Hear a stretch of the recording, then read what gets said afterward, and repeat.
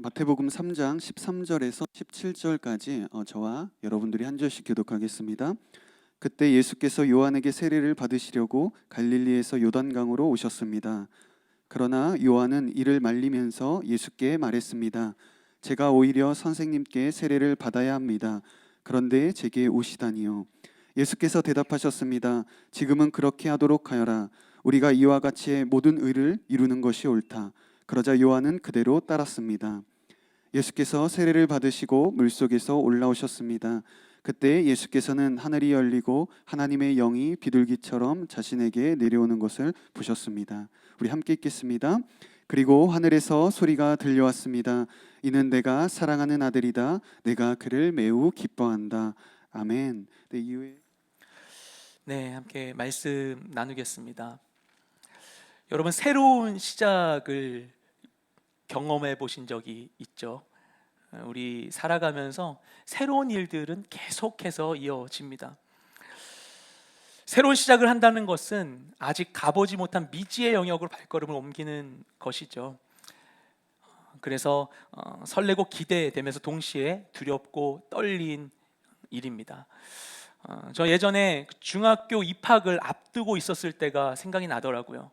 처음으로 교복을 맞춰보고 어머니께서 사주신 그때 프로스펙스 운동화와 책가방을 방에다 고이 모셔두고서 등교한 날만 기다리고 있었던 때가 생각이 나더라고요. 그리고 이곳 우리 여의도 전국 빌딩 4층 여의도 이룸에서 처음 우리가 예배 드리게 되었던 날도 기억이 납니다. 작년 3월이었어요. 얼마 되지 않았죠. 그 바로 전주일에 사학연금회관에서의 마지막 예배를 드리고, 그리고 오래된 짐들을 다 정리했었어요. 오랜 시간 10년을 그곳에 있었는데 생각보다 정리가 금방 끝나고 나서 다음 주에 이곳에서 예배를 드리게 되었죠. 내부 공사가 다 미처 마무리되지 않은 상황 가운데 어쩔 수 없이 시작한 첫 번째 예배였습니다. 근데 저는 처음으로 W 공동체 오게 된 것만 해도 정신이 없었는데, 근데 장소 이전하게 되니까 걱정이 너무나 많이 되는 거예요. 내가 아직 이 공동체를 잘 모르는데 내가 지금 하는 이 결정이 뭐 실수면 어떡하지 하는 생각 때문에, 그래서 작은 결정에도 많은 고민과 기도와 의논을 해야만 했습니다. 근데 막상 이곳에서 첫 예배를 드리는데 정말 이제 그 기대와 두려움 속에 그 준비하던 예배를 이곳에서 처음 드리게 되는데, 첫 예배 날 그냥 은혜가 되는 거예요. 그날 이제 예배 찬양의 마지막 그 선곡한 곡이 우리 주 하나님이었어요. 이제 후렴이 그렇잖아요.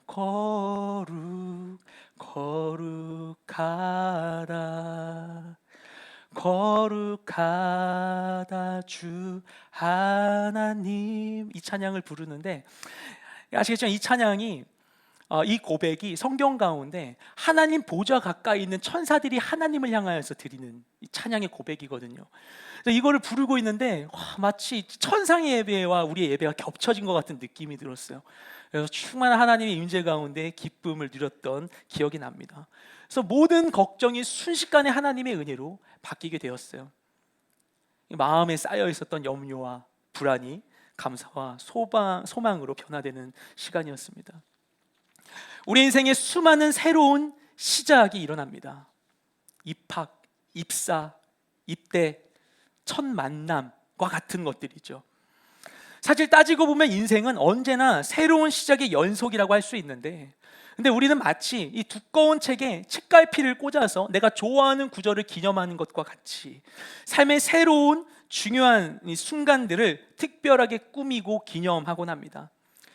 그때 그 시작의 순간이 그 뒤로 이어지는 수많은 시간들의 의미를 분명하게 해주죠. 성경을 보면 하나님께서도 시작을 기념하는 일을 즐기셨어요. 그래서 하나님은 처음 천지를 창조하신 후에 일곱째 날에 안식하시면서 그날을 기념하여 복되게 하시고 거룩하게 하셨죠. 그리고 이스라엘 백성이 출애굽을 앞둔 상황에서는 첫 번째 유월절을 드리게 해주세요. 그리고 그들이 광야 생활을 가기 전에는 시내산에서 그들과 언약을 먼저 체결하십니다. 이처럼 시간을 주관하시는 하나님께서는 특별한 이벤트를 통해서 새로운 시작을 기념하게 하셨고, 그 시작은 앞으로 진행될 모든 시간을 대표하는 사건이 되었어요. 오늘 우리가 읽은 본문은 예수님께서 처음 공생애를 시작하신 장면입니다. 그래서 일종의 메시아 취임식이라고 할 수 있어요.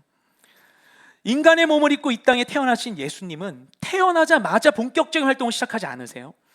그리고 다른 사람들과 차별된 어린 시절을 보내시도 않으시고 그냥 일반인처럼 인내하며 아버지의 부르심의 때를 기다리셨습니다. 그리고 마침내 성경에 기록되기로는 30살이 되었을 때 그때 아버지의 이끄심을 따라 공생애를 시작하세요. 그런데 이 땅에 인간의 몸으로 오셔서 아버지의 부르심이 있기까지 그 30년 동안 준비해왔던 공생애를 시작하는데 그 첫 시작을 어떤 사건으로 시작하는가? 예수님이 하신 것은 바로 세례식이었습니다. 우리도 세례식을 하죠. 대부분의 분들이 세례를 받으셨을 거예요. 근데 우리가 예수님을 그리스도로 시인하고 그리고 교회 공동체에 소속될 때 반드시 거치는 예식이 바로 세례식입니다. 이 세례식은 하나의 예식일 뿐이지만 그 세례식이 담고 있는 의미는 굉장히 커요. 그래서 기독교의 우리 개신교 성례전 가운데 가장 중요한 두 가지가 세례식과 성찬인 것이죠. 다 알듯이 세례식은 가장 그 가운데 의미 있는 행위가 머리에 이제 물을 붓는 것인데요. 성경에 세례로 번역되어 있는 밥티조라는 단어의 원래의 뜻이 물에 담그다 또는 물로 적시다라는 의미를 갖고 있습니다. 그래서 초대교회에 행해졌던 가장 최초의 이 세례의 형식은 강이나 아니면은 그 물을 담아둔 곳에 온몸이 완전히 들어갔다가 나오는 형태로 행해졌다고 해요. 우린 지금 머리에 물을 이렇게 붓는 형태로 하지만 이게 형식에 약간 차이는 있을지라도 그 세례가 갖는 의미는 동일합니다. 이것은 어떤 의미를 가지고 있는가? 그게 두 가지 의미가 있는데, 첫 번째는 물로 씻는 것처럼, 그리고 구약을 보면 제사장들이 성전 바로 앞에 물두멍이 있었어요. 물두멍으로 몸을 정결케 씻고서 하나님이 주신 일들을 행했거든요. 아니 그 외에도 뭐 성전 갈 때, 아니 회당 들어갈 때 식사하기 전에 손을 씻는 것, 물로 씻는 것이 정결 예식이었어요. 예법이었어요. 그래서 물로 씻는 것과 같이 그리스도를 통해 우리 모든 죄가 다 씻겨졌음을 인정하고 선포하는 것이 세례식이 갖는 의미입니다. 두 번째 의미는 무엇인가 하면 물에 완전히 잠겼다가 수면 위로 나오는 것처럼, 또는 죽었다가 살아나는 것처럼, 엄마 뱃속에 있는 아기가 그 양수에 갇혀 있다가 배에서 나오는 것과 같이 우리가 이전에 대해서는 죽고 그리스도를 통해 새롭게 살게 되었음을 인정하는 것, 그것이 바로 세례식이 품고 있는 의미입니다. 그렇게 세례는 죄 씻음과 거듭남이라고 하는 이 그리스도인의 새로운 시작을 의미하는 매우 중요한 예식이죠. 그래서 이것은 왜 행해져야만 하냐면 본래 죄인일 수밖에 없는, 죄로 인해 심판에 이를 수밖에 없는 우리가 죄인이기 때문에 죽을 수밖에 없는데, 근데 그리스도로 인하여서 새 생명을 얻었음을 공표하는 그런 일인 것이죠. 이 세례식을, 바로 그 세례식을 예수님이 받으신 것입니다. 근데 이상하지 않습니까? 세례식은 말씀드린 것과 같이 죄인인 우리가 죄 씻음과 거듭남을 위하여서 받는 예식인데, 예수님은 죄인이 아니었죠. 예수님은 동정녀 마리아에게 탄생하셨어요. 그 탄생 과정에서부터 하나님은 예수님의 죄 없으심을 분명히 하셨습니다. 아담으로부터 이어진 그 죄의 고리로부터 자유로운 분이 바로 예수님이셨어요. 그런데 예수님께서는 다른 것이 아니라 이 세례식을 통해서 자신의 새로운 시작을 알리신 거예요. 자신이 죄가 없으시다는, 거룩하시다는, 특별하시다는 걸 알리려면 다른 방법이 있을 텐데, 근데 왜 세례식을 받으셨는가? 거기에는 어떤 비밀이 있는가? 오늘 본문에 나오는 예수님의 세례식을 통해서 새로운 시작을 준비하는 우리들에게 필요한 것이 무엇인지를 이 시간에 우리가 함께 살펴보길 소망합니다. 새로운 시작에는 무엇이 필요한가? 첫째는 바른 의지입니다. 우리 함께 13절 말씀을 읽겠습니다. 시작. 그때 예수께서 요한에게 세례를 받으시려고 갈릴리에서 요단강으로 오셨습니다. 아멘. 이때는 역사적으로 로마의 두 번째 황제인 티베리우스가 다스리던 때로 보입니다. 그때 유대 지역에 특별한 한 사람이 출현해요. 오늘 본문의 중요 인물 중에 한 명인 세례 요한입니다. 이 세례 요한은 성경에 기록된 대로 제사장 가문에서 출생했어요. 전승에 의하면 그가 예루살렘 바로 남서부에 있는 엔가림, 유대 성읍 중에 하나인 엔가림 출신이라고 이야기합니다. 당시에 그 사람은 좋은 출생 배경을 가졌다는 것을 우리가 알 수 있어요. 근데 이 사람이 어디서 활동을 하는가 하면 당시 이스라엘의 중심지가 아닌 가장 외곽에 있었던 이 요단강가에서 사역을 진행합니다. 그가 했던 사역은 무엇인가 하면 회개에 대한 설교를 하고 그리고 세례식을 해주는 것이었어요. 그래서 우리가 이 사람을 세례 요한이라고 부르죠. 왜냐하면 이 사람이 세례를 행한 것으로 유명하기 때문에. 그런데 이 세례식은 어떤 것인가? 성경을 보다 보면 사실 구약에서 이 세례식의 전통을 찾기가 어렵습니다. 그 당시 유대인들이 행하고 있었던 종교적 예식 가운데 물로 붓는 것은 크게 두 가지가 있었는데, 하나는 아까 말씀드린 것처럼 정결례를 위해서 물로 씻는 이런 일을 했었었고, 또 하나는 이방인이 유대교로 개종할 때 물로 씻는 일을 했었어요. 그런데 이 세례식을 보면 어떻게 하냐면은 이미 유대인인 사람에게 죄 씻음, 이 회개를 목적으로 다른 사람이 대신 물을 부어주잖아요. 대신 씻어주잖아요. 이런 형태의 예식은 당시 유대 사회 다른 데서는 잘 발견되지 않습니다. 흔한 일이 아니었던 것이죠. 그래서 아마도 전체적인 복음서의 내용을 볼 때 왜 세례 요한이 이 세례를 했었던 것인가, 여러 가지 다른 축직들을 하기도 하지만 아마도 세례 요한은 자신이 장차 오시리라 약속했던 그 메시아의 앞길을 예비하는 자라는 정체성을 분명히 갖고 있었던 것 같아요. 하나님 주신 정체성을. 그리고 그런 자신이 무엇을 해야 되는가를 생각했을 때 이 메시아의 도래를 준비하는 가장 중요한 일은 이 땅에 있는 사람들의 그 죄 씻음을 도와주는 것이다 라고 생각했던 것 같습니다. 구약에 예언되었던 것과 같이 그분이 오시면 우리 마음을 새롭게 하실 것이기 때문에 그 전에 우리가 먼저 회개하도록 도와줘야만 그것이 메시아가 오심을 맞이할 수 있도록 하는 것일 것이다. 그래서 그는 아마도 회개의 세례를 그래서 전파했던 것으로 보입니다.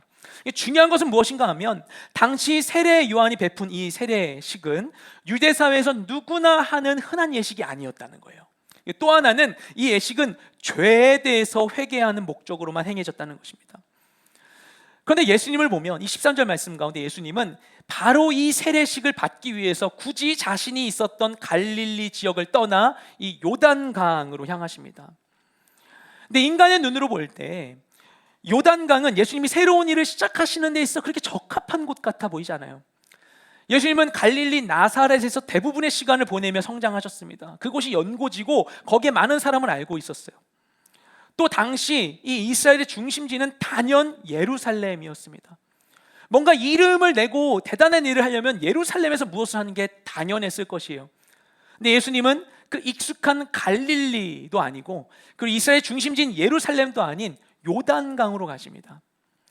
갈릴리도 이스라엘에서 좀 소외된 지역이었지만 요단강이라 함은 이것은 이방 지역, 정말 이들이 부정하게 여겼던 이방 지역으로 넘어가는 그 국경지대였어요. 이스라엘 최외곽 지역이라고 볼 수 있습니다.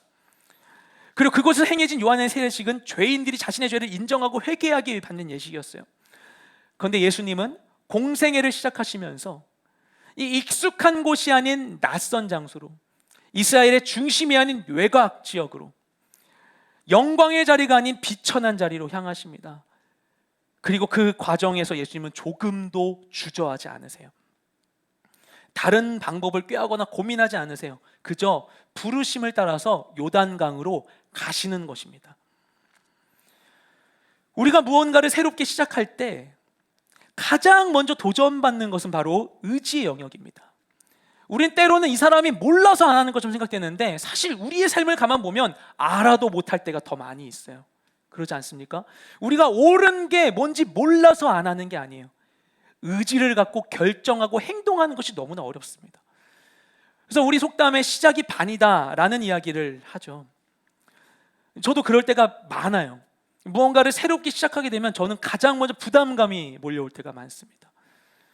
이것을 잘 해야만 한다는 욕심이나 실수에 대한 두려움, 그리고 이것을 하는데 많은 시간이 들지도 모른다는 귀찮음 때문에 새로운 일을 하는 것을 꺼리게 돼요. 결국에는 일을 미루고 마는 것이죠. 제가 평소에 할 일을 투두리스트에 이렇게 정리해놓고 하나씩 지우면서 일을 하는 습관이 중학교 때부터 있었어요. 늘 이렇게 했는데 지금도 이제 투두리스트 앱을 계속 쓰고 있는데 제가 지금 쓰는 앱 가운데에서 제일 오랫동안 남아있는 항목이 있습니다. 그게 뭐냐면 컴퓨터 다운로드 폴더 정리하기예요. 제가 2015년 5월부터 지금 노트북을 썼는데, 근데 그때부터 이 다운로드 폴더 정리하는 게 귀찮아서 쌓아두다 보니 그냥 쓰는데 그렇게 불편하지 않거든요. 쓰다 보니까 오늘 확인해 보니까 다운로드 폴더 용량이 37.65기가인 거예요. 이것을 정리해야지 하는데 계속 정리를 안 하게 돼요.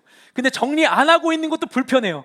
그 30.65기가 가운데 버려야 될 용량이 굉장히 많을 텐데, 중복된 게 많을 텐데 정리하고 싶은데 귀찮은 거예요. 언제 해서 그것을 5, 6년간 묵혀두고 있었습니다. 이렇게 얘기했으니까 올여름에 꼭 정리했으면 좋겠어요. 우리가 근데 이처럼 크고 작은 일들로 많은 일들을 우리가 미루게 됩니다. 시작하기를 망설이게 돼요. 그런데 경험상 대부분의 경우에 일을 시작하면 결국 진행이 되죠. 아니면 시작을 하고 나면 시작을 했을 때야 비로소 이것을 해야 되는 건지 해야지 말아야 되는 건지가 결정이 돼요. 시작하면 뭔가 윤곽이 보입니다. 그리고 시작을 미루던 염려는 사실은 내가 만들어낸 허상이었음을 깨닫게 됩니다. 당연한 거지만 누구나 다 가보지 않고 모르는 거죠. 근데 아무 이유 없이 시작을 망설이는 것은 마치 문을 열어보지도 않은 채 그 문 뒤에는 괴물이나 악당들이 득실될 거라고 생각해가지고 문을 닫고 열어두지 않고 그냥 걸어 잠그는 것과 마찬가지인 것입니다. 그래서 그 근거 없는 두려움과 염려의 휘장을 벗기고 담대히 발걸음을 내딛어야만이 우리가 기쁨의 결실을 거둘 수 있는 것이죠. 오늘 말씀을 보면 예수님은 그분의 그 부르심을 행하는 데 있어서 망설이지 않으세요. 본인이 무엇을 해야 될지를 알고 있을 때 예수님은 그것을 위해서 기꺼이 순종하며 나아가십니다. 그분은 공생애를 시작하시면서 자신이 결국에 이르러야 할 곳이 어딘지를 정확히 알고 계셨어요. 어디입니까? 골고다 언덕, 십자가를 지고 가는 그 길인 것이죠. 근데 예수님은 그 고난을 향한 여정을 결연히 시작하신 것입니다. 그래서 익숙한 갈릴리를 떠나 요단강으로 가신 것이죠. 이처럼 우리가 나에게 익숙한 이 회피의 자리를 떠나서 부르심을 향해 나아갈 때, 남들이 자랑하는 자리가 아니라 하나님께서 부르신 자리로 나아갈 때, 그때 우리를 향한 하나님의 계획이, 그분의 일이 시작되는 것입니다. 두려워도, 잘 알지 못해도 믿음으로 순종할 때에 주님께서 새 힘과 능력을 주실 것입니다. 그래서 바른 의지를 가진 우리 모두가 되시기를 주님의 이름으로 축복드립니다. 또한 새로운 시작을 위해서 필요한 것이 무엇인가? 둘째로는 바른 지식입니다. 우리 14절과 15절 말씀을 함께 읽겠습니다. 시작. 그러나 요한은 이를 말리면서 예수께 말했습니다. 제가 오히려 선생님께 세례를 받아야 합니다. 그런데 제게 오시다니요. 예수께서 대답하셨습니다. 지금은 그렇게 하도록 하여라. 우리가 이와 같이 해 모든 의를 이루는 것이 옳다. 그러자 요한은 그대로 따랐습니다. 아멘. 예수님께서 그렇게 세례를 받기 위해서 요단강에 오셨는데 정작 세례를 베풀어야 하는 세례 요한이 예수님을 만류합니다. 앞서 말씀드린 것처럼 세례 요한은 그동안 요단강에서 회개의 세례를 선포했어요. 계속 얘기하는 것은 회개하라는 것이었어요. 심지어는 얼마나 강하게 메시지를 던졌냐면은 바리새인과 사두개인들이 나오는 것을 보면서 이 독사의 자식들아, 너에게 임박한 이 재앙을 그렇게 쉽게 피하려고 하냐라고 그들을 질책했습니다. 그런데 자신에게 지금 나온 예수님은 죄가 있기는커녕 오히려 우리를 죄에서 구원하실 분이었어요. 그런 예수님께서 세례를 받으신다는 것 자체가 정말 넌센스죠. 우리를 죄에서 구원하시고 죄에 대해서 심판하실 그 주님께서 오히려 죄인인 자신에게 세례를 받으신다는 것이 세례 요한에게 너무나 부담될 수밖에 없는 것입니다. 이 부분이 제가 목회자로서 너무나 와닿았어요. 지금 우리가 7월달 세례 입교 신청을 받고 있잖아요. 근데 예수님이 세례 신청을 한다고 생각을 해보세요. 그래가지고 세례 교육하려고 예수님하고 같이 여의도 그 스타벅스 여의도 호성점에 앉아가지고 이제 마스크 쓰고서 세례 교육하는 거예요. 형제 W 청년 어떻게 오셨어요? 했는데 나는 죄인을 구하러 왔노라. 인자는 머리 둘 곳이 없다면 굉장히 부담스럽잖아요. 그러지 마세요, 여러분. 그러니까 굉장히 그런 부담스러운 자리에 세례 요한이 있는 거예요. 그래서 그가 하나님이 주신 자신의 정체성을 알고 있음에도 불구하고 이걸 해야 돼 말아야 돼 굉장히 그때 난감해하지 않았을까 생각을 합니다. 그러니까 역사상에 있었던 모든 사역자 가운데 가장 부담스러운 세례식을 거행해야 되는 거예요. 그런데 그 상황 속에 예수님께서는 자신을 말리고 있는 세례 요한에게 잠잠히 말씀하십니다. 지금은 그렇게 해라. 이렇게 해서 우리가 모든 의를 이루는 것이 옳다라고 말씀하세요. 이 순간 예수님께서는 자신이 무엇을 해야 하는지를 명확히 알고 계셨던 것입니다. 그럼 예수님께서 이 순간에 인식하고 계셨던 그분의 역할은 무엇인가? 그것은 자신이 구원해야 하는 그 죄인들을 위해서 그들과 같아지는 것이었습니다. 죄가 없으심에도 불구하고 죄인을 대표하여 십자가에 달리셔야만 했기 때문에 죄인인 우리와 같이 자신을 낮춰주신 거예요. 그분 하나님이시니까 죄 한 번도 지어보지 않으셨겠죠. 죄 짓는 기분도 모르시겠죠. 그런데 자신은 이해할 수 없는 죄인을 구원해야만 하는데 그분이 무엇을 하셨냐면 죄인처럼 되는 것이었어요. 이 과정을 성경은 이렇게 설명합니다. 우리 로마서 8장 1절 2절 말씀 읽을 텐데 이 본문은 큰 소리로 선포하듯이 읽어야 됩니다. 우리 이렇게 함께 읽도록 하겠습니다. 시작. 그러므로 이제 그리스도 예수 안에 있는 자에게는 결코 정죄함이 없나니 이는 그리스도 예수 안에 있는 생명의 성령의 법이 죄와 사망의 법에서 너를 해방하였음이라. 아멘. 이제 그리스도 예수 안에 있는 자는 죄인으로 여겨지지 않는다는 거예요. 죄인으로 여겨진다는 것은 이 법에 따라서 이 법에 나온 것을 어기면 죄인이 되는 것이잖아요. 근데 그 사람이 행동한 것과 상관없이 죄인으로 여겨지지 않는다는 거예요. 왜 그렇게 되는 것인가? 예수 그리스도께서 성취하신 생명의 성령의 법이 있기 때문에 예수님이 새로운 법을 입법하신 거예요. 그래서 그것이 이제 이 법령이 반포가 되어서 생명의 성령의 법으로 인하여서 더 이상 행동과 상관없이 죄인으로 여겨지지 않는다는 거예요. 그러면 그렇게 해준 그 생명의 성령의 법은 대체 어떤 것인가? 우리 로마서 8장 3절 4절 말씀을 함께 읽겠습니다. 시작. 율법이 육신으로 말미암아 연약하여 할 수 없는 그것을 하나님은 하시나니 곧 죄로 말미암아 자기 아들을 죄 있는 육신의 모양으로 보내어 육신의 죄를 정하사 육신을 따르지 않고 그 영을 따라 행하는 우리에게 율법의 요구가 이루어지게 하려 하심이니라. 아멘. 기존에 있었던 법이 있었어요. 그것이 율법인데 율법에 비추어 봤을 때 연약하여서 모든 인간들이 율법을 다 준수할 수 없고 죄인일 수밖에 없는 거예요. 그런데 그들이 율법을 따라서 죄인이 아니라 의인으로서 그거 인정받을 수 있도록 하나님 무엇을 하셨는가? 죄가 없는 자기 아들을 죄 있는 인간과 같은 몸으로 보내셔서 그 죄 없는 육신에 죄를 정했다. 그에게 죄를 전가시켰다. 그래서 그분이 죄인처럼 죄를 받으시고 감당해 주심으로 말미암아 죄인인 우리가 마치 율법을 성취한 것과 같은 결과가 이루어지게 되었다는 것입니다. 그것이 성취된 자리가 바로 십자가죠. 예수님은 죄인인 우리를 구원하러 오셨어요. 그것을 위해 무엇을 해야 되는지 예수님 너무나 알고 계셨어요. 그것은 무엇이냐면 죄인처럼 되시는 것이었어요. 근데 주님은 그것을 기꺼이 행하십니다. 죄인인 우리처럼. 우리가 작은 일에 대해서도 내가 저지른 죄가 아닌데, 내가 저지른 잘못이 아닌데 우리가 오해받게 되면 누명 쓰면 너무나 억울하고 괴로운데 예수님이, 하나님이 이 땅에 오셔서 예수님을 향하여서 손가락질 할 수가 없는 존재들이, 아무것도 아니고 너무나 죄로 더러운 존재들이 예수님 향해서 모욕하고 죄를 지적하고 있는 일들을 다 감당하셔야만 했었던 거예요. 그것이 예수님이 선택한 방법이었어요.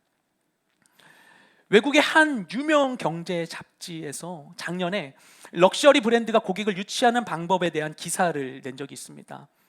그 내용을 보면 럭셔리 브랜드 마케팅을 분석하고 있는데, 그들이 분석한 그 럭셔리 브랜드의 마케팅의 핵심은 무엇인가 하면 거리두기라고 이야기해요. 그래서 광고 영상이나 이미지나 공간 디스플레이 등을 통해서 그 브랜드를 이제 보여주는데, 어떤 걸 보여주냐면은 우리 일반인들이 속할 수 없을 만한 이질적인 그 집단을 보여주거나, 아니면 현재 이 세상에서 존재할 수 없는 특별한 시간과 장소를 보여주거나, 아니면 일상에서 실현할 수 없는 행동들을 보여준다는 거예요. 그렇게 함으로써 우리가 그것을 볼 때 그 거리감 있는 대상에 속하고 싶다는 욕망을 일으킨다는 것입니다. 왜죠? 남들과 다르고 싶으니까, 특별해지고 싶으니까. 그래서 남들과 다르다는 그 이미지와 가치를 소비하게 만드는 것입니다.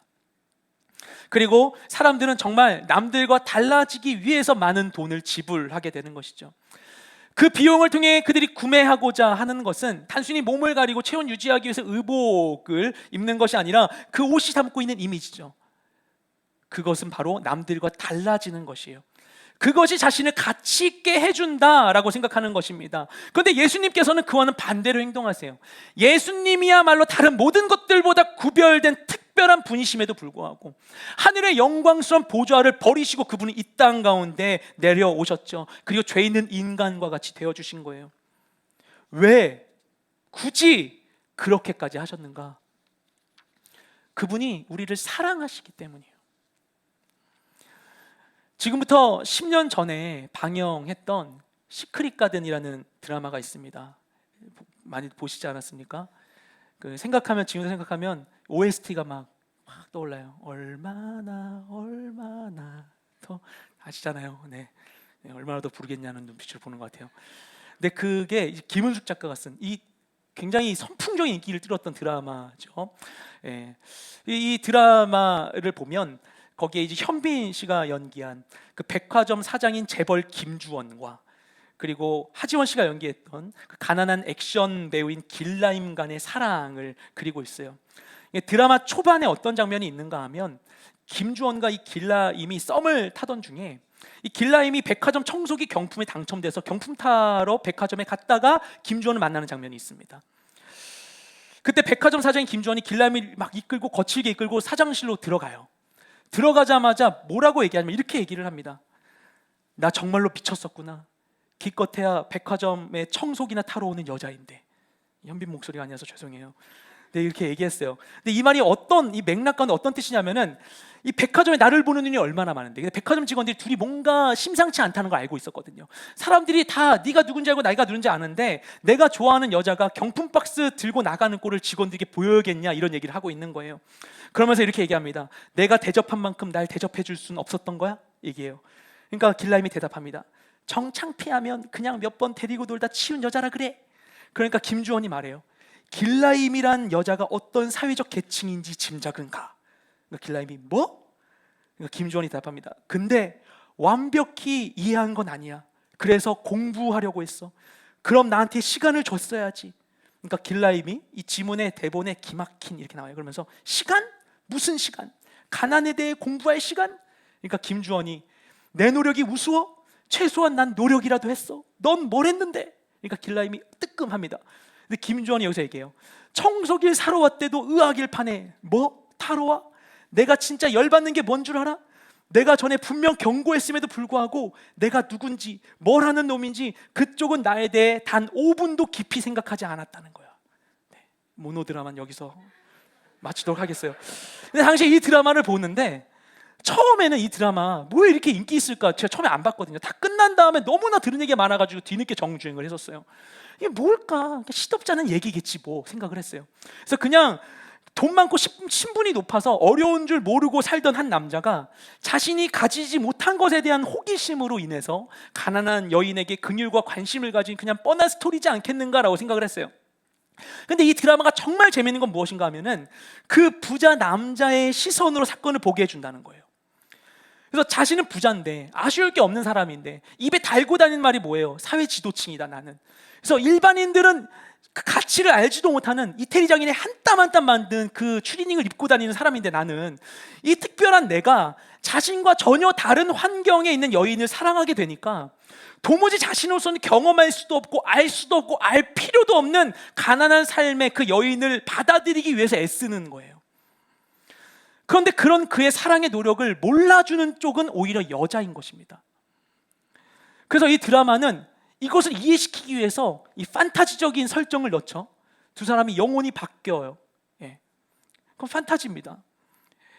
있을 수 없는 일이에요. 그런데 그와 같은 환상적인 일을 우리에게 행한 분이 있으세요. 그게 예수님이신 거죠. 우리가 누군가와 영혼이 바뀌어서 그 사람을 이해한다는 것은 있을 수 없어요. 근데 하나님께서는 그 높은 하늘 보좌를 버리시고 친히 이 땅에 우리와 같은 몸으로 오신 거예요. 그러지 않아도 됨에도 불구하고. 왜? 사랑하기 때문에. 사랑하기 때문에 나와 같이 되어주신 거예요. 그것을 행한 분이 바로 주님이십니다. 예수님은 우리를 사랑하셔서 자신의 모든 영광을 버리고 이 땅에 오셔서 죄인인 우리의 모든 죄의 무게를 다 감당해 주셨어요. 그분은 우리를 위해서 기꺼이 죄인이 되기를 결정하셨습니다. 모욕받기를 결정하셨습니다. 죽임당하기를 결정하셨어요. 그런데도 불구하고 우리가 그런 주님의 노력을 깨닫지 못할 때가 너무나 많이 있지 않습니까? 주님도 우리 그렇게 말씀하지 않으실 것 같아요. 내 노력이 우스워? 네가 나를 알아? 당신은 나에 대해 단 5분도 깊이 생각하지 않고 있는 것 같아. 주님이 우리에게 그렇게 말씀하지 않으실까요? 그분은 자신의 영광을 포기할 정도로 우리를 사랑하셨어요. 이 시간 우리 잠시 눈 감고 하나님께 좀 고백했으면 좋겠습니다. 잠시 눈 감고 저를 따라 큰 소리가 아니어도 돼요. 하나님께 고백하기 원합니다. 하나님, 사랑합니다. 하나님, 감사합니다. 나도 주님을 사랑합니다. 아멘. 눈을 뜨셔도 좋습니다. 처음 예수님은 자기 백성을 사랑하셨어요. 그래서 자신이 무엇을 해야 하는지를 분명히 알고 계셨어요. 아무리 세례요한이 자신을 말릴지라도 이것을 반드시 해야 된다는 사실을 알고 계셨어요. 그래서 예수님께서는 많은 이의 죄로 더럽혀져 있는 그 요단강에 몸을 들이시고 자신이 굳이 거치지 않아도 되는 세례를 받으신 것입니다. 새로운 시작을 함에 있어서 매우 중요한 것 중에 하나는 무엇인가 하면 자신이 누구인지, 그리고 자신이 무엇을 하는지를 아는 것입니다. 나의 출발점과 방향과 속도를 알지 못한다면 아무리 열심히 달려갈지라도 결국엔 방황할 수밖에 없는 거죠. 바른 지식에 근거하지 않은 시작은 그래서 위태로울 수밖에 없습니다. 그래서 우리는 계속해서 자신의 정체성과 부르심에 대한 질문을 주님께 올려드려야만 합니다. 분명한 부르심을 출발점으로 삼을 때야 우리는 힘있게 새로운 시작으로 도약할 수 있게 되는 것이죠. 날마다 반복되는 새로운 시작을 앞두고 새로운 시작 앞에서 우리는 늘 진리를 기억해야 돼요. 바른 지식에 근거해야 돼요. 진리를 기억하십시오. 하나님이 여러분을 사랑하십니다. 죽기까지 여러분을 사랑하십니다. 부르심에 대한 바른 지식을 소유하는 우리 모두가 되시기를 주님의 이름으로 축복드립니다. 또한 새로운 시작을 위해서 우리에게 필요한 것은 무엇인가? 셋째는 바른 마음입니다. 우리 16절 17절 말씀을 함께 읽겠습니다. 시작. 예수께서 세례를 받으시고 물속에서 올라오셨습니다. 그때 예수께서는 하늘이 열리고 하나님의 영이 비둘기처럼 자신에게 내려오는 것을 보셨습니다. 그리고 하늘에서 소리가 들려왔습니다. 이는 내가 사랑하는 아들이다. 내가 그를 매우 기뻐한다. 아멘. 예수님께서는 하나님의 이끄심을 따라 요단강에 이르러 세례를 받으셨어요. 그리고 세례를 마치신 후에 물에서 무트로 이제 올라오시는데 바로 그 순간에 특별한 사건이 발생하죠. 그때 하늘이 열리면서 성령님이 비둘기와 같은 형상으로 눈에 보이는 모습으로 예수님 위에 임하셨습니다. 그리고 하늘로부터 음성이 들리게 돼요. 이는 내가 사랑하는 아들이다. 내가 그를 매우 기뻐한다. 예수님께서 세례를 받으신 것은 단지 예수님 혼자의 생각으로 결정한 일이 아니었습니다. 그 자리에는 성부 하나님과 성령 하나님도 함께 하셨어요. 성령 하나님께서는 물로 세례 받으신 그 예수님 위에 비둘기같이 임하셔서 이 세례의 사건을 인쳐주십니다. 물 세례를 받으시고 그 자리 가운데 성령 세례가 임하게 되었어요. 성부 하나님께서는 하늘의 음성으로 예수님이 하나님의 아들이심을 공표해 주십니다. 그렇게 해서 예수님의 정체성과 부르심을 확정해 주시는 것이죠. 우리가 이미 알고 있는 것과 같이 예수님은 전지전능하신 하나님이세요. 그런데 이 땅에 계실 때 예수님께서는 자신의 그 능력을 제한하시고 철저히 아버지의 뜻을 따라서 성령님의 인도하심을 따라 살아가십니다. 그렇게 해서 이 세상 삶 가운데 우리에게 온전한 삶의 모델이 되어주시죠. 이런 예수님의 공생애에 대해서 베드로가 이렇게 설명합니다. 우리 사도행전 10장 38절 말씀을 함께 읽겠습니다. 시작. 하나님께서 나사렛 예수에게 성령과 능력으로 기름 부으신 것과 하나님께서 예수와 함께 하심으로 예수께서 선을 행하시고 마귀의 능력 아래 짓눌려 있던 사람들을 모두 고쳐주시며 두루 다니셨습니다. 아멘. 성부 하나님께서 나사렛 예수에게 성령과 능력을 기름 붓듯이 부으시고 예수님과 늘 동행해 주셨기 때문에 예수님께서는 두루 다니시면서 착한 일을 행하시고 마귀에게 눌린 모든 사람들을 고쳐주셨다는 거예요. 예수님 이 땅 가운데 계실 때 아버지의 임재와 성령의 능력으로 행하셨습니다. 그렇게 아버지와 함께 할 때 예수님은 어디든지 가실 수 있었던 거예요. 그래서 세례를 받으신 후에 물 위로 올라오신 예수님께서 공생애를 시작하면서 가장 먼저 가시는 곳이 어디입니까? 광야로 나아가세요. 광야에서 40일간 사단에게 시험을 받으세요. 아버지와 함께 할 때 광야에도 갈 수 있는 거예요. 아버지와 함께 할 때 시험도 당할 수 있는 거예요. 골고다 언덕도 갈 수 있는 거예요. 우리가 새로운 일을 시작하고자 할 때 가장 힘든 것이 무엇인가 하면 고난과 실패를 마주하는 일입니다. 우리가 그것이 두려워서 염려되어서 시작을 계속 미루게 되는 것이죠. 실패하기 위해서, 힘들기 위해서 고생하려고 새로운 시작하는 사람 없죠. 젊을 때 고생은 사서 한다는데 진짜 누가 사서 하겠어요?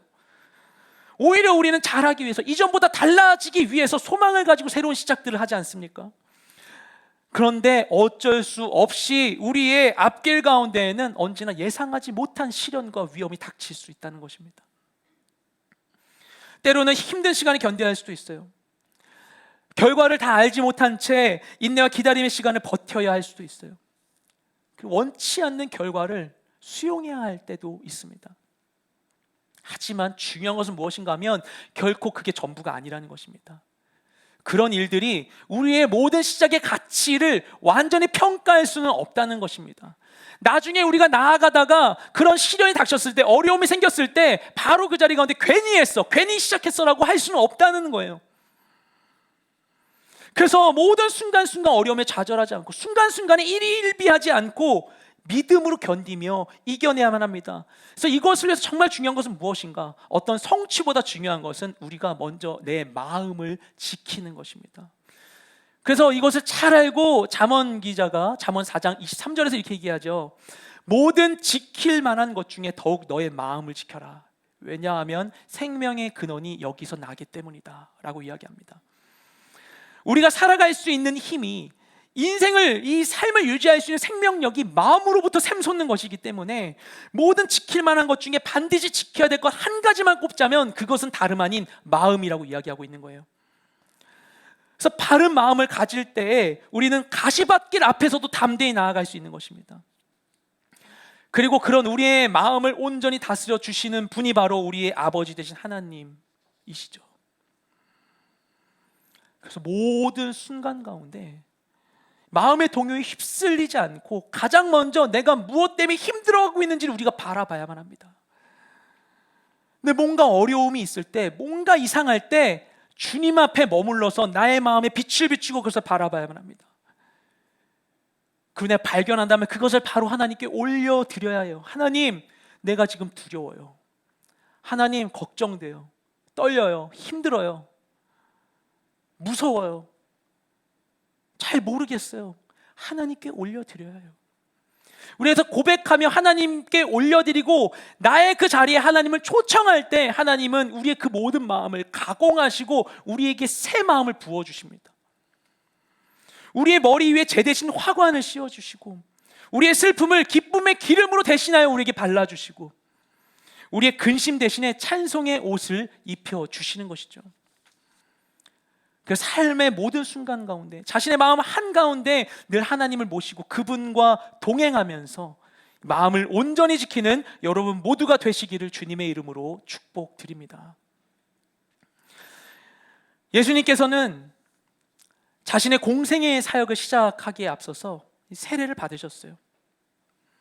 그것은 아버지의 이 동행하심 속에서 분명한 자신의 부르심을 따라서 결연히 선택하신 일이었습니다. 그리고 그 시작을 따라서 예수님은 이 3년의 공생의 기간 동안 하나님의 모든 부르심을 온전히 행하세요. 그리고 결국엔 십자가에 달려 돌아가시면서 뭐라고 말씀하시죠? 다 이루었다라고 얘기하십니다. 하나님의 뜻 가운데 행해진 예수님의 이 완벽한 시작은 결국 온전한 성취로 결론 짓게 됩니다. 그러면 우리의 이 시작들은 이 완전한 성취를 향해 나아가고 있습니까? 근데 하나님은 우리의 삶 가운데 시작하신 일들이 완전한 성취로 나아가길 원하세요. 우리도 다 예수님이 받으신 것과 같은 믿음 안에서 예수님이 받으신 것과 같은 세례를 받았습니다. 아직 혹시나 세례받지 않은 분 있다면 세례 받으시길 권합니다. 세례를 받음으로써 우리는 이전과 다른 존재가 되었어요.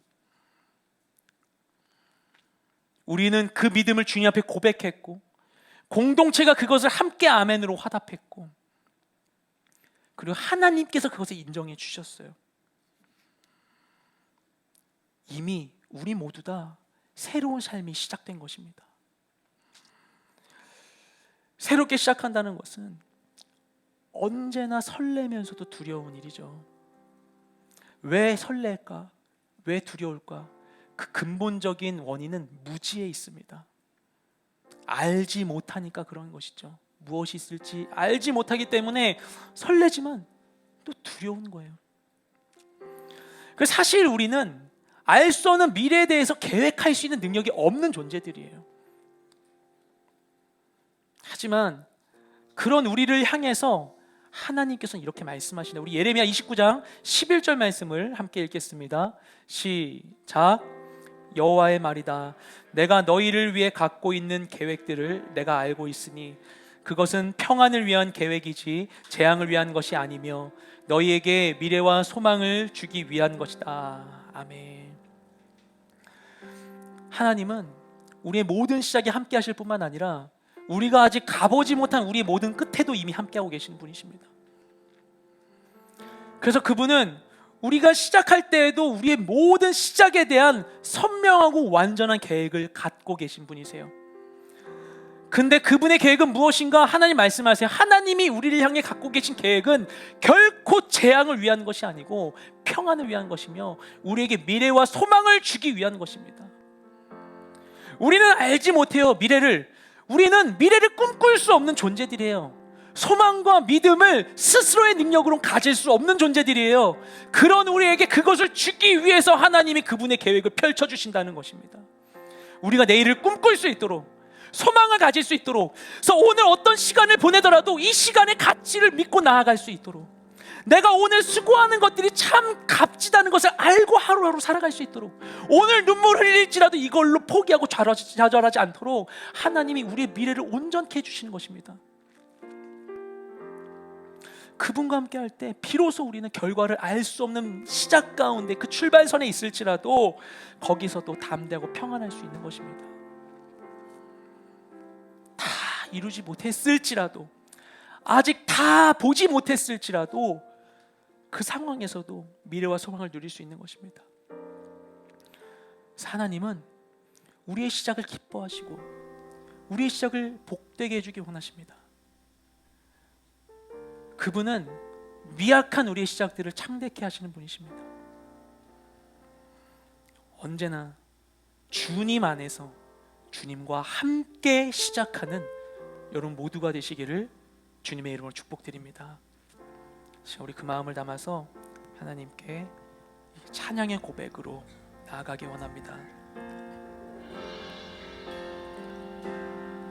당신은 시간을 뚫고 이 땅 가운데 오셨네. 우리 없는 하늘 원치 않아 우리 삶에 오셨네. 자신의 편안 버리고 우리에게 평안 주셨네. 가장 낮은 자의 모습으로 우리 삶에 오셨네. 하나님 우리와 영원히 함께 하시네. 꿈 없는 우리에게 그 나라 보여주시네. 연약한 자들의 친구가 되어 주시고 힘없는 우리의 인생을 위로하시네. 다시 한번 고백합니다. 당신은 시간을 두고 당신은 시간을 뚫고 이 땅 가운데 오셨네. 우리 없는 하늘 원치 않아 우리 삶에 오셨네. 자신의 편안 버리고 우리에게 평안 주셨네. 가장 낮은 자의 모습으로 우리 삶에 오셨네. 아멘. 하나님 우리와 영원히 함께 하시네. 꿈없는 우리에게 그 나라 보여주시네. 연약한 자들의 친구가 되어주시고 힘없는 우리의 인생을 위로하시는 하나님 우리와 영원히 함께 하시네. 꿈없는 우리에게 그 나라 보여주시네.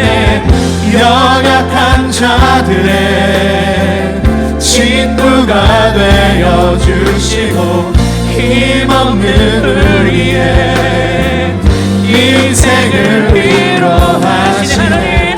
하나님 우리와 영원히 함께 하시네. 꿈없는 우리의 그 나라 보여주시네. 연약한 자들의 친구가 되어주시고 힘없는 우리의 인생을 위로하시네. 이 시간 우리 찬양의 고백과 같이 우리 가운데 오신 그 말씀을 따라 우리가 함께 이 시간 주님께 기도하며 나아가기 원합니다. 주님, 우리가 날마다 주님 앞에 서기를 원합니다. 매일매일 반복해는 새로운 시작점 앞에서 우리가 주님을 기억하며 주님 앞에 서기를 원합니다. 우리 모든 것을 아시는 주님, 우리 모든 것을 새롭게 하시는 주님, 내 삶 가운데 임하여 주시옵소서. 날마다 나는 두렵고 걱정되고 내게 무엇이 있을지 알지 못한 채 하루하루를 미루고 하루하루를 가린 채 살아갔지만 아버지, 우리가 주님의 부르심을 분명히 알고 주님의 함께 하심을 믿고 아버지 주님의 부르심을 따라 기꺼이 순종하며 결연히 우리의 삶을 나아갈 수 있도록 주님 우리 가운데 함께 하시고 우리 모든 시작을 복되게 하여 주시옵소서. 우리 가운데 함께 하실 주님을 향하여 이 시간 우리 모든 마음을 다하여 함께 주여 한번 외치며 기도하며 나아가겠습니다. 주여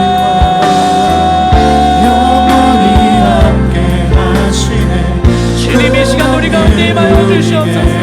주님의 시간 우리 가운데 임하여 주시옵소서. 주님의 부여 우리 삶의 모든 자녀 주님 아니고서는 누구도 위로할 수 없네. 주님 아니고서는 누구도 도와줄 수 없네. 주님 아니고서는 아버지 아무것도 할 수 없는 그 모든 자리 가운데 임하사 주님만이 주실 수 있는 온전한 위로와 평강이 우리 가운데 허락하여 주시옵소서. 내 모든 것을 아시는 주님, 내 모든 삶을 주님께 올려드립니다. 알수는 나의 미래도 나의 모든 일들도 주님께 맡겨드립니다. 아버지 하나님, 나의 못한 채 아버지 우리는 날마다 믿기에 내리기만 하나님 새로운 일을 시작하지만 그 가운데 우리가 두려워하지 아니하고 주님의 그 부르심을 따라 아버지 결국 감사한 마음으로 아버지 하나님 주님을 소망하며 주님의 뜻을 하나님 아버지 우리가 순종하며 나아갈 수 있기를 원합니다. 주님 우리 가운데 임하여 주시옵소서. 아버지 하나님 주님의 부르심의 소망을 우리 가운데 아버지 온전히 하여 주시옵소서. 그 소망 안에 살아가게 하여 주시옵소서. 아버지 하나님 사랑받는 자녀를 온전히 하여 주시옵소서. 아버지 온전한 자들의 아버지 담대히 주님의 부르심에 순종하며 나아갈 수 있도록 우리 모든 인생 가운데 함께하여 주시옵소서. 주님 우리 가운데 역사하여 주시옵소서.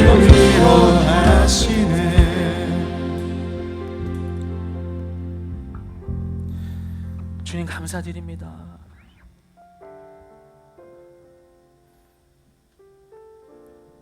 우리 날마다 다 알지 못한 채 하루하루를 시작합니다.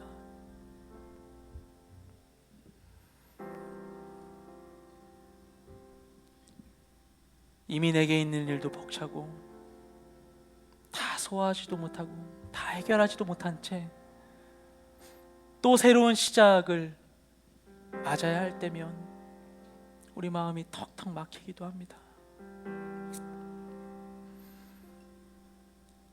하지만 그 모든 시간들 가운데 나의 모든 것을 아시고 이 모든 것을 감당하실 수 있는 주님께서 우리를 바라보시고 우리와 함께 하시는 줄 믿습니다.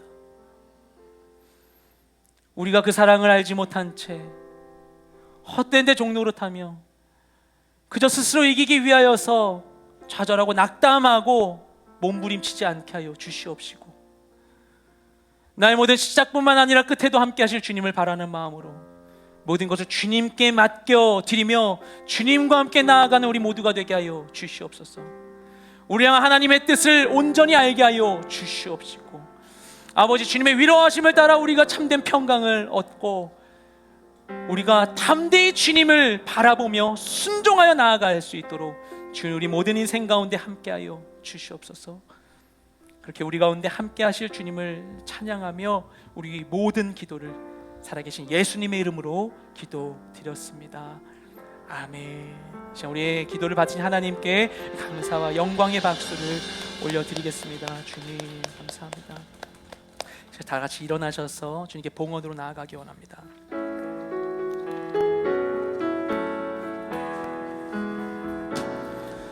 주 선한 능력으로 하시네, 그 크신 팔로 날 붙드시네.